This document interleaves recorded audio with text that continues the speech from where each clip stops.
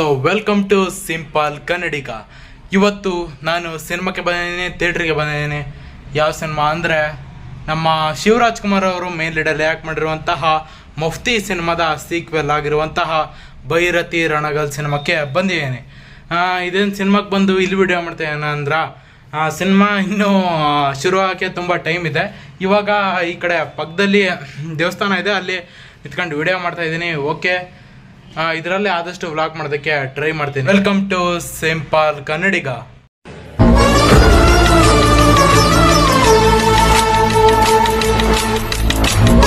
ಅಜ್ಞಾತವಾಸ ಮುಗಿಸಿ ಎದ್ದು ಬಂದ ನೋಡು ಸರ್ವೇಶ,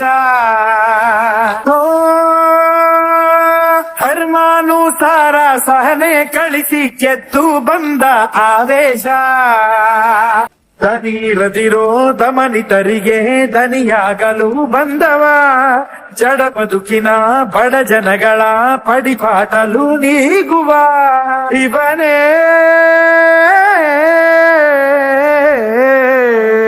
ಕೈ ಮುಗಿದರೆ ಕಷ್ಟವ ಕಳೆಯುವ ದೊರೆಯುವ, ನೀ ನೆನೆದರೆ ಕರೆದರೆ ಕ್ಷಣದಲ್ಲೇ ದೊರಕುವ ನ್ಯಾಯದ ಜಗಲಿಯ ಜನಗಳ ನಡುವೆಯೇ ತೆರೆದವ ಇವ.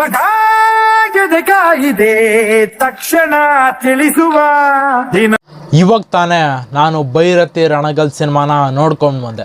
ಸಿನಿಮಾ ನಂಗೆ ಏನು ಅನ್ನಿಸ್ತು, ಏನು ಇಷ್ಟ ಆಯಿತು ಅನ್ನೋದನ್ನ ಹೇಳ್ತೀನಿ. ಸಿನಿಮಾದ ಹೆಸರು ಭೈರತಿ ರಣಗಲ್. ನಾವು ಸಿನಿಮಾನ ಅನೌನ್ಸ್ ಮಾಡಿದಾಗ ನರ್ತನವರು ಏನು ಅಂದ್ಕೊಂಡಿದ್ವಿ ಅಂದರೆ, ಸಿನಿಮಾ ಬರ್ತಾ ಇರೋದು ಮುಫ್ತಿ ಸಿನಿಮಾದ ಕಂಟಿನ್ಯೂ ಪಾರ್ಟ್ ಆಗಿ ಅಂತ ಅಂದ್ಕೊಂಡಿದ್ವಿ. ಆದರೆ ಯುಗಾದಿ ಹಬ್ಬಕ್ಕೆ ಏನು ಅವರು ಪೋಸ್ಟರ್ ಬಿಟ್ಟರು, ಶಿವರಾಜ್ ಕುಮಾರ್ ಅವರು ಲಾಯರ್ ಗೆಟಪ್ಪಲ್ಲಿ ಕಾಣಿಸ್ಕೊತಾ ಇದ್ದಾರೆ ಅಂತ ಆವಾಗ ಗೊತ್ತಾಯಿತು ಇದೇನೋ ಬೇರೆ ಕತೆ ಆಗಿರ್ಬೋದು ಅಥವಾ ಬೇರೆ ಥರ ತೋರಿಸ್ತಾ ಇರ್ಬೋದು ಅಂತ. ಆಮೇಲೆ ಸಿನಿಮಾ ಇವತ್ತು ನೋಡಿದಾಗ ಗೊತ್ತಾಯಿತು ಸಿನಿಮಾದ ಮುಂದುವರೆದ ಭಾಗ ಅಲ್ಲ, ಅಂದರೆ ಮುಫ್ತಿ ಸಿನಿಮಾದ ಮುಂದುವರೆದ ಭಾಗ ಅಲ್ಲ. ಇದು ಮುಫ್ತಿ ಸಿನಿಮಾಕ್ಕಿಂತ ಮುಂಚೆ ಏನಾಗಿತ್ತು, ಲಾಯರ್ ಮುಂಚೆ ಏನು ಮಾಡಿದ್ದ, ಅವನು ಹೇಗೆ ಲಾಯರ್ ಆದ, ಆ ಲಾಯರಿಂದ ಮತ್ತೆ ಅವನು ಮೈನಿಂಗ್ ಬಿಸ್ನೆಸ್ನ ಹೇಗೆ ಸ್ಟಾರ್ಟ್ ಮಾಡ್ಕೋಣ ಅಂದರೆ ಈ ರೌಡಿಸಮ್ಗೆ ಹೇಗೆ ಬಂದ, ಹೆಂಗೆ ಲಾಂಗ್ ಹಿಡ್ದ ಅಂತ ಒಟ್ಟು ಅದನ್ನ ಸಿನಿಮಾದಲ್ಲಿ ತೋರಿಸಿದ್ದಾರೆ, ಚೆನ್ನಾಗಿ ತೋರಿಸಿದ್ದಾರೆ. ಅಂದರೆ ಮುಫ್ತಿ ಸಿನಿಮಾದಲ್ಲಿ ಶಿವರಾಜ್ ಕುಮಾರ್ ಅವರು ಇಂಟರ್ವಲಿಂದ ಬರ್ತಾರೆ, ಆದರೆ ಇದರಲ್ಲಿ ಕಂಪ್ಲೀಟ್ ಆಗಿದ್ದಾರೆ. ಸಿನಿಮಾ ಟೋಟಲ್ 2 ಗಂಟೆ 14 ನಿಮಿಷ ಇದೆ. 2 ಗಂಟೆ 14 ನಿಮಿಷ ಫುಲ್ ಎಂಟರ್ಟೈನ್ಮೆಂಟ್. ಸಿನಿಮಾ ಅಂದ್ರೆ ಪೈಸಾ ವಸೂಲ್. ಅಂದರೆ ನೀವು ಸಿನಿಮಾದ ಒಂದೊಂದು ಕ್ಷಣ ಮಿಸ್ ಮಾಡ್ಕೊಂಡೆ ಸಿನಿಮಾ ನೋಡಿದರೆ ನಿಮಗೆ ಸಿನಿಮಾ ಕಂಪ್ಲೀಟಾಗಿ ಅರ್ಥ ಆಗುತ್ತೆ. ಹಾಗೆ ಸಿನಿಮಾ ಕೂಡ ನಿಮಗೆ ಸ್ಯಾಟಿಸ್ಫ್ಯಾಕ್ಷನ್ ಆಗುತ್ತೆ. ಸಿನಿಮಾದಿಂದ ಹೊರಗೆ ಬರ್ತಾ ನಿಮ್ಮ ಮನಸ್ಸು ಒಂದು ಒಳ್ಳೆ ಸಿನಿಮಾ ನೋಡಿದೆ ಅಂತ ಗ್ಯಾರಂಟಿ ಅನಿಸುತ್ತೆ. ಯಾಕಂದರೆ ಹಿಂದೆ ಬಂದಂಥ ಬಗೀರ ಒಳ್ಳೆ ಹಿಟ್ಟಾಯಿತು, ಆದರೆ ನಮ್ಮ ಕನ್ನಡ ಚಿತ್ರರಂಗ ಸ್ವಲ್ಪ ಹಿಂದಾಯಿತು. ಆದರೆ ಬಗೀರದಿಂದ ಅದು ಮರ್ತೇ ಬಿಟ್ವಿ ನಾವು ಅದನ್ನು.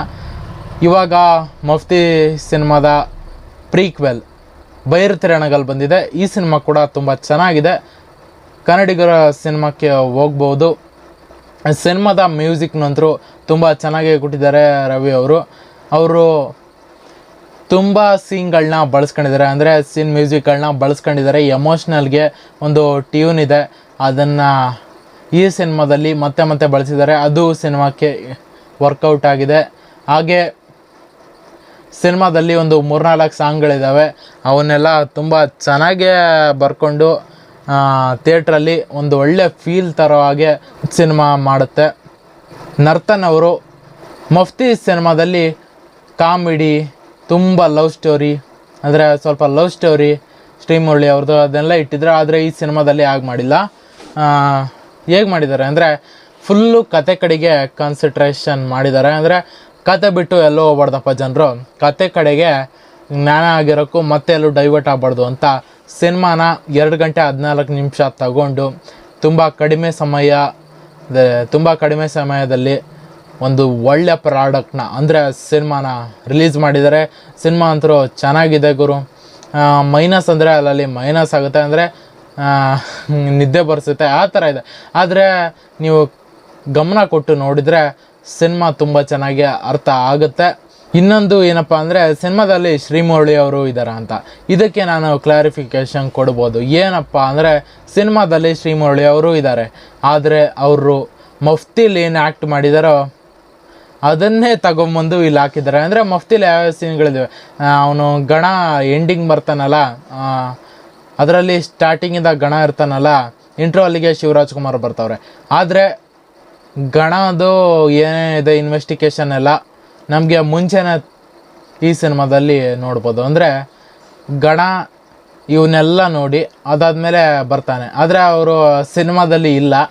ಏನು ಮಫ್ತಿಲಿ ಕಾಣಿಸ್ಕೊತಾರೆ ಅದನ್ನೇ ಸಿನಿಮಾದಲ್ಲಿ ಬಳಸಿದ್ದಾರೆ. ಅವ್ರಿಗೆ ಸಿನಿಮಾದಲ್ಲಿ ಬಂದೇ ಇಲ್ಲ ಒಟ್ಟು. ಇದೊಂದು ಡೌಟ್ ಇತ್ತು ನಮ್ಮ ಜನರಲ್ಲಿ, ಶ್ರೀಮುರಳಿ ಅವರು ಇದ್ದಾರ ಸಿನಿಮಾದಲ್ಲಿ ಹಂಗೆ ಹಿಂಗೆ ಅಂತ.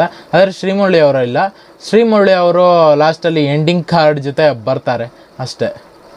ಓಕೆ, ಇದಿಷ್ಟು ನಂಗೆ ಅನಿಸಿದ್ದು. ಇಲ್ಲಿಗೆ ವಿಡಿಯೋನ ಮುಗಿಸ್ತೀನಿ. ಎಲ್ರಿಗೂ ಒಳ್ಳೆಯದಾಗಲಿ. ಜೈ ಹಿಂದ್, ಜೈ ಕರ್ನಾಟಕ ಮಾತೆ.